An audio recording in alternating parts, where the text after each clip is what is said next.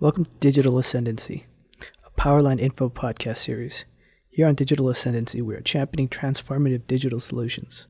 This series of podcasts is all about providing knowledge on IT solutions in an easy-to-understand format. Hello, listeners. It's Dery, Vice President of Sales over at Powerland. I'd like to introduce to you to today's guest. It's Kelsey Nelson, Senior Product Manager over at Okta. Welcome, Kelsey. Thanks so much for having me, Curtis. It's great to be here. Absolutely. Just to quickly with the audience, can you give us a brief background about yourself? Sure. So I actually grew up in Wisconsin, but I am down in Florida here, staying with some family during the pandemic. So it's been interesting times. My role at Okta is I'm fortunate enough I get to lead our zero trust and security work as a part of our product marketing solutions group. So it's great to be here. I'm always thrilled to talk about all things zero trust, and it's been interesting times the last few months in how we approach a security strategy here. Absolutely, just to say the least. So yeah, it's perfect timing for that. Yeah, we're definitely excited about the partnership that we have with Okta. I mean, it's definitely been one of the most consistent, fastest growing companies, since its infancy of 10 years. I just can't believe it's a $28 billion market cap company, over 100 million subscribers. It kind of validates who Okta is and why they're so relevant in the security space. And, even working with some of the analysts like, Gartner, and how you guys are the top far right quadrant, furthest out of any quadrant in the Gartner Magic Quadrant industry. I mean, again, it's just exciting to see, both the partnership and the outcomes that it provides to our customers and the benefits they're seeing with Okta. Yeah, Powerland's been a wonderful partner of ours, and I think the past few years have been, we've been lucky to see a lot of growth. I think what's been really interesting right now, and I know we've been chatting about this as well, is the past few months have been just, I don't even know where to start. It's been crazy times. And one of the things that I think has been interesting and that we're hearing and seeing from organizations is that COVID's really put fuel on the fire to accelerate a lot of the transformation trends, a lot of modernization, a lot of how do we actually start to maybe rethink a lot of the traditional ways we've approached IT and security. And I know Powerland's been a really key partner to us in how we support organizations across Canada in doing that. And I know, Curtis, you've seen some really interesting trends happen since the pandemic hit back. It's almost been a year now.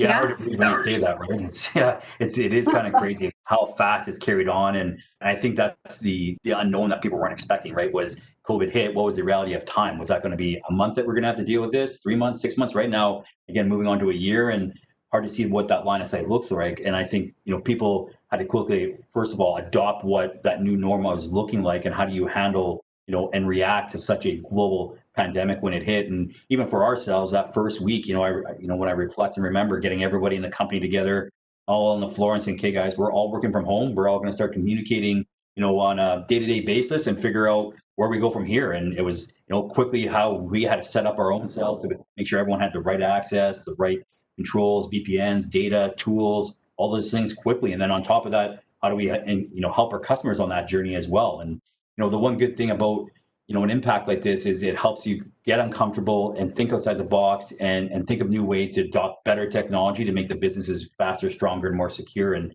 and Okta was a key pillar in that for us as well, having that umbrella security and knowing that we're protecting ourselves. And when I look at the trends of adoption around people fast tracking cloud now, not looking at reasons why they couldn't do it, but reasons why they have to do it and the business benefits they were seeing with it. And then looking at now, what does that look like from a security perspective? Because we all know, the bad guys looking at this went, okay, great. People are making changes, architectural changes, data changes. What is that risk factor now from a cyber perspective? And, when I look at our customer base, we were seeing a lot of uptake in the attacks that people were having to deal with. We're seeing 3 to 4 attacks a week that our customer base was dealing with on how do we now get them out of that and get them, into a more strategic governed, secure platform, right, that can help them get through some of that chaos and give them a little bit more relief now that they can look at different ways they were going to, control and manage all their data that was out there. So it's it's been interesting times, but you got to look at the positives as well, right? There's too much negative news and negative energy around COVID. I think we all have to kind of take a breather and say, we're getting through it, but let's get through it in better ways, and let's figure out ways to innovate together. And they always say that always happens when something like this hits. So I'm excited from that perspective of it, that's for sure. Yeah, absolutely. Uncertainty is really hard. And I think uncertainty is hard. I will say from a personal perspective, uncertainty is hard. Again, I mentioned I'm geographically in a new location, which has been different. But many of the organizations, you mentioned some of those phases. The first few months of this pandemic were a scramble, right? We're seeing a lot of businesses start to say, okay, how do I, if I can't have my workers in the office right now, and I haven't enabled remote or telework previously, what do I do, right? And there is a lot of that initial firefighting phase around, how do I need to expand my VPN capacity? Do I need to add on MFA? Do I need to adopt new collaboration tools? I'm sure we're all overly familiar with video conferencing at this point, but it wasn't even just the technologies, right? It's new ways of working, things like asynchronous work as people are trying to manage their personal lives, which were also largely upended as a result of this time. And so that those first few months of just trying to figure out how do we just get through this time and get through what is, to your point, has been just a lot of uncertainty.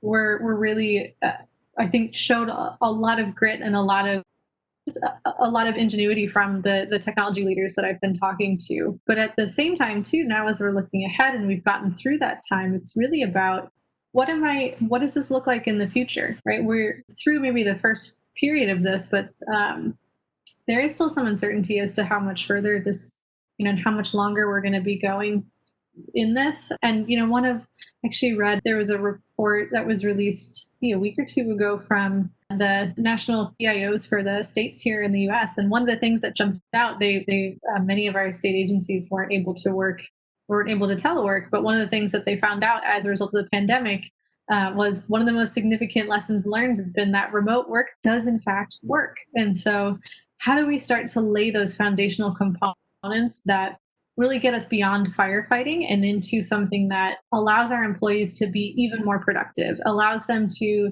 your point, think outside of the box, think of new ways to work, think of new ways to deliver our services. And that you also brought up the security piece. You can't underscore that, as a part of this, we also do have to be mindful though of how we're also layering that security strategy around this new foundation. And so I think really what we're seeing from organizations now is we got through firefighting. So what does this foundation now look like to be successful in the future? And how should I think about protecting it?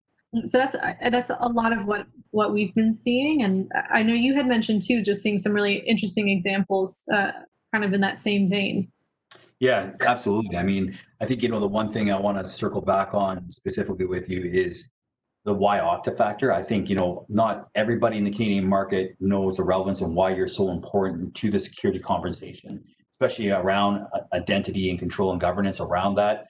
I think, with the convoluted space of security, everybody hears security, security, security. And there's, I've seen the numbers of 15 plus staffing vendors in that space, right? And, with their customers focusing on so many different initiatives for the business, they don't have time to filter all that noise, right? And again, that's where we try to plug ourselves in as that R&D department to our customers, say we can help filter that and create the, this is who we want align with and why, right? And again, not only do we want our customers to adopt the Okta platform, but again, we're using it ourselves. Can you give us a little bit more on why that Okta and why it's so important to customers, and specifically now with remote workers, distributed data, and all those things? Can you kind of summarize that Okta story for us? Yeah, well, I think part of that goes to this foundation of this world we live in, right? As we have more workers, we're more places than ever before. We have more devices that we're using.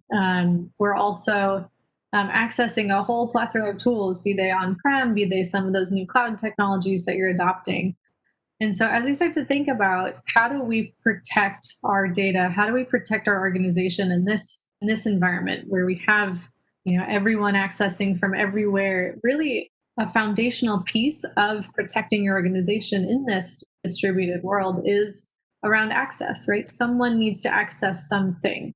And so how can I start to strengthen the security around that piece of the puzzle? How can I make sure that you, Curtis, are who you say you are before I give you access into one of our sensitive resources? A stat that you mentioned, that there's been a rise of security attacks and threats that have come up certainly over time, but as a result of COVID. And phishing is one of the oldest, maybe not oldest, but one of the ones that we've been hearing for some time, and it has not abated, right? Phishing was up, I think I read stats over 600%. And so mitigating and protecting credentials has been really, really important as just another lens on how do we start to tackle this. So what Okta does is we're in that identity and access management space, right? We're about how do we make sure to protect your users and to protect the resources that they're trying to get access to.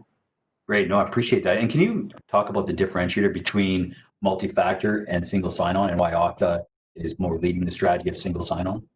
Yeah, so I think we actually cover kind of the broad spectrum of access management, right? And so as someone from a foundational standpoint, I mentioned your users, right? You, Curtis, probably have a whole bunch of tools you're accessing from home or on the road.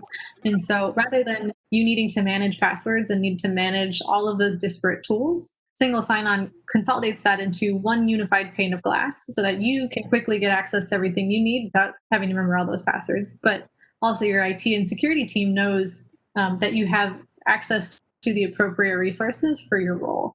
So that's really kind of the foundation here. And then again, when we talk about protecting organizations in this time, it's about mitigating risk.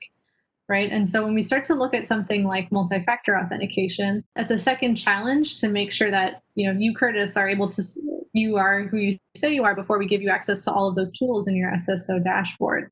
But one thing I do want to differentiate with MFA that I think is really important is that MFA isn't just we don't just want to prompt for a second or a multi-factor every time that you're signing in, right? We want to be able to do this smartly so that we're not adding friction.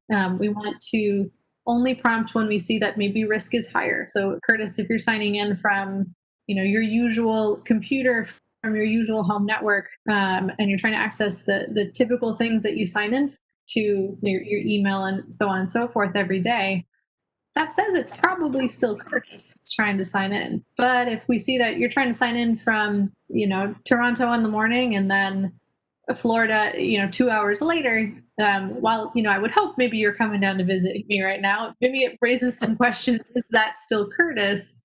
And that's when I'd want to start to look at, adding on a second factor. And so I think those two things, SSO and MFA, are really tightly intertwined, because if we do it right, it's actually going to make things, not only are you going to protect your business better because you better understand risk, we're actually going to make life a lot better for your end users. They only have that one credential, and we're only going to prompt if we detect that something is anomalous. Yeah, and I can say, from a user experience myself, I've enjoyed the fact of, just using it even in my plugin in my browser, being able to authenticate to all the different logins I have. And we all know as users, we get so sick of what was my damn password for that site or this site. And it's so nice to have my catalog, and, Okta right away asked me, do you want us to save that and put in our own encrypted password? Yes, please. Right. And just knowing that it's like that use case alone was an experience for me. It's like so frustrating in the midst of being everywhere, going, I have to go reset my password, walk through all that process, when we just want to get to the next thing as fast as possible, right? Absolutely. And I know you've had a really interesting lens on this whole world, both because of the work that you do every day, but also because Powerland's been going through a similar journey, right? We've been lucky enough to work with you on both fronts. And so again, thank you for all of the collaboration and all of the partnership. But I'd love to hear just kind of your perspective as both, someone who's going through this personally, and also you've already started talking to some of what you're seeing from an industry perspective as well. Yeah, no, absolutely. I mean, again, one of those journeys we've been on in setting up remotely and making sure, again, communication access and controls are put in place and creating, again, standards. It's great being on our side, being a partner and being able to look at latest new technology vendors that are out there. But then, part of it is, distraction, right? I used to have like 5 different collaboration tools working, never mind email, voicemail, and everyone trying to say they got a hold of me. And I went, what platform, right? So then, we standardized on Teams, all the benefits of that and how we can collaborate, use that. And it was like that next phase of like, okay, now let's look at how we can roll out, Okta and use that as our single sign-on and identity, and how we can control that, the benefits that we've seen from it, right? And then it was, back then, all of our customers that wanted to onboard Office 365 right away. And again, looking at, are they aware what can be addressed with respect to that identity side that, again, it sometimes isn't there. It's always, education both for ourselves and looking, okay, what are we doing? What are some of those best practices? And then we're seeing a ton of value from this. Now taking that downstream to our customers saying, here's our use case, here's why we used it, and here's the business benefits. and then passing that message on to them so that they can see it. And now we're starting to see a lot of people look at that. That's what gets into this hot topic and area of people looking at zero trust, right?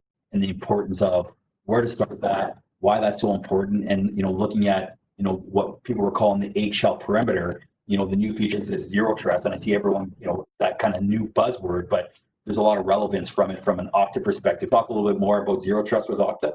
Yeah, I like eggshell perimeter term, but zero trust is, it's funny you mentioned it's a buzz.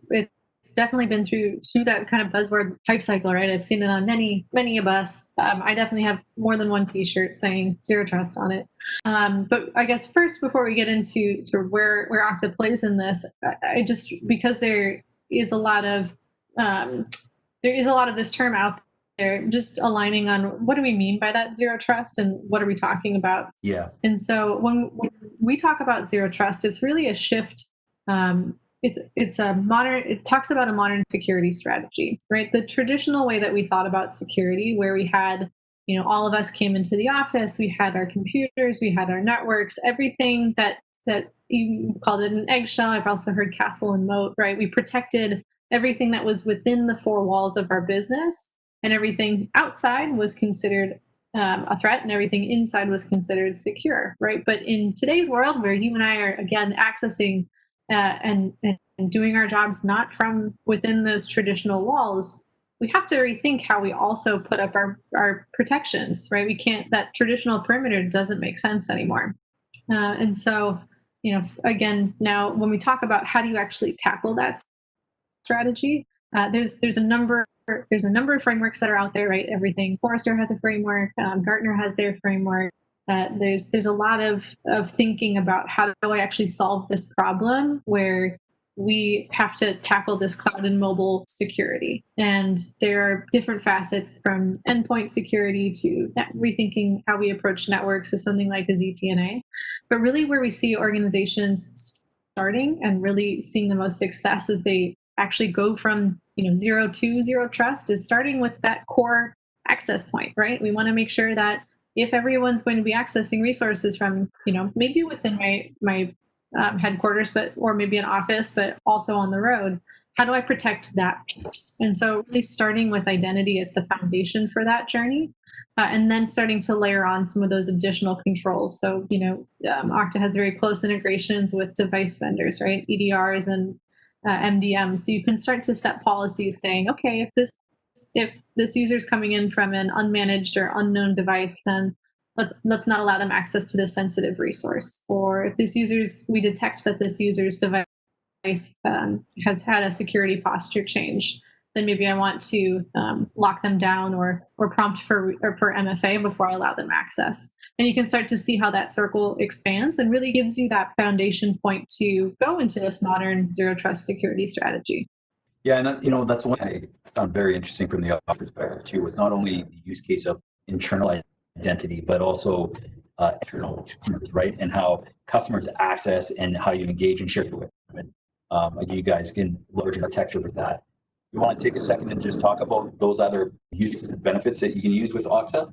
Yeah. So as we think about, to your point, there's a lot of people who need access to things, right? Who are not necessarily just your employees. And so how do we start to extend that thinking around identity as the foundation for your security strategy into even your customer facing experiences? And your customers could be consumers. They could be, in a B2B scenario. So how am I protecting those users and protecting access for my sensitive resources? And so certainly being able to layer in things like multi-factor authentication will be consistent across both of these, no matter who the person is that's trying to get access.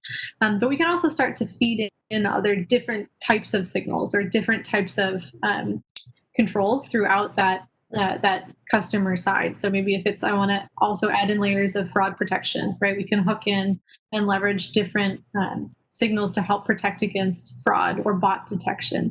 And so we have that flexibility. So depending on who is trying to get access, what are the controls or what are the signals that you want to use that are going to make that experience as secure as possible? And then again, making sure that we're doing so in a way that's as seamless as possible. We don't add too much friction such that your customer ends up not wanting, if it's too hard, we we don't want them to stop. So there's a good balance there, and I think identity plays a really important role in delivering that great experience while also protecting it. Yeah, creating your kind of federated identity model, right? And yeah, protecting not only inside the house but outside, like you said, is the traditional brick and mortar is kind of gone away, right? There is no walls around the house, so you have to make sure that whole federated strategy and zero trust framework is now built into outside inside customers and contractors and everybody that is accessing any type of data that is considered your crown jewels, right? Absolutely. And I know you've been doing some or have had some conversations recently around sort of how organizations are tackling that and maybe some different friction points as they're going down that journey. Yeah, definitely. I've seen a lot of different use cases, and it was great to be, bringing the Okta experts on with us and hearing some of the good use cases that can again address some of these. And that one of them, federated access, was a big one. And I mean, I know we can go down so many holes with security and all the areas that Okta can address, right? Definitely, I think probably an ongoing series that we can run with you guys. One thing I wanted to say, because it reminded me of a funny story, was around phishing. Was last year I got a phishing email done to myself. It was spoofing the CEO's email, and thinking, again, his context on how he emails me, and it was quickly saying, can you go get me $1,000 worth of gift cards, right? And need it for an or something. I was like, oh, I'm like, that's weird. He doesn't usually ask me that. So I text him quickly and I said, what's with these gift cards? He goes, what are you talking about? I'm like, oh, okay. Somebody's getting me, right? So I, of course, checked the header and the email, and I'm like, okay, this is somebody else. So I thought, I'm going to see what this is like, right? So I engaged back, sure, what gift cards, blah, blah. And this whole lifetime, back and forth, asking questions. And finally I respond going, I know you're, a hacker, something along the lines. And he comes back to me saying, well, maybe next time, good one, and then leaves. And I was like, holy cow, right? Like, just to see it, like how it's happening and live, and how you have to, thank IT. So I paused to think about it, but I was like, looking at the email, the framework, how it was, and I was like, this is so good. And I can see why people get caught, right? And it's just kind of what you were saying earlier, right? Traditional phishing is still relevant, still happening, and you still got to be self-aware and around it, Absolutely. The phishing and spear phishing has gotten very sophisticated and very targeted. Some of those phishing emails look very legitimate. So absolutely, I think having some of those protections, things like MFA. So if someone does get hoodwinked, or we're able to protect those credentials, but also working to make sure that users are educated, especially in this remote world. I think it's not only phishing, but vishing, right? The voice calls to try to get into accounts has been another really, I think, a threat factor that's risen quite a bit over the last few months. And so it's that dual layer of, one, education, and then two, making sure that you have something like MFA in place so that you can, in using stronger factors, more phishing resistant factors, things like WebAuthn, and can really help to mitigate that. Yeah, it's been some, crazy stats that I've seen from the Canadian market, right? Of significant impact, right? They're saying ransom attack cost of downtime is $280,000 US. They were saying, they were saying that 67% of companies in Canada that do get hacked will be able to recover financially from it. So then, the impact of bankruptcy, like, it's crazy to see, what is happening. And, we're just on, brink of the real new reality of it, right? And so more importantly, when we're talking with our clients, whatever you're doing to reduce your security posture of how it's protecting you better. It doesn't matter what it is now. You have to make sure every dollar that is being spent reflects on something to be important to security outcome as well. And that's how we like to look at it. I mean, again, like, I can't say enough the importance of people having to look at Okta and looking at their identity strategy. And like you were saying earlier, starting with that and how important that is from that framework, and how that will start to build out those pillars to build out your zero trust strategy. So I just want to definitely thank you for giving us time. I know how busy it is and how fast Okta is growing, and how much work there is out there for everyone. Your relationship to us is definitely important. Yeah, and thank you. I would say right back at you. It's been great having Powerland as a partner to us, and it's crazy times, but it's working with amazing folks like you that we're excited to keep seeing what's next. Yeah, absolutely. And I think, on that note, the one thing I'd like to tell the listeners too is take the opportunity to reach out to Okta and Powerland, and where we can help them do a health check and what they're at from a security posture and risk, and start to build up and help them guide them through, the noise in the framework of building up what a zero trust strategy can look like. And again, starting with that identity can't be more important than now, especially with all the remote peers and access that's happening. And now that's going to be the new norm. It's not going to be switching back where everybody's back in the offices. We all know a lot of people are getting out of that office space and seeing the business benefits of people collaborating and sharing. So definitely don't hesitate to reach out to the team so that we can help you and be there and support you through the journeys that you are all going on. Thank you for listening. Like and subscribe for more videos from Powerland, and remember to hit the notification button to get the latest videos from Powerland when they come out. Follow us on social media at Powerland_CA on Twitter, Powerland Canada on LinkedIn, and Powerland CA on Facebook to hear about the latest and greatest in IT solutions.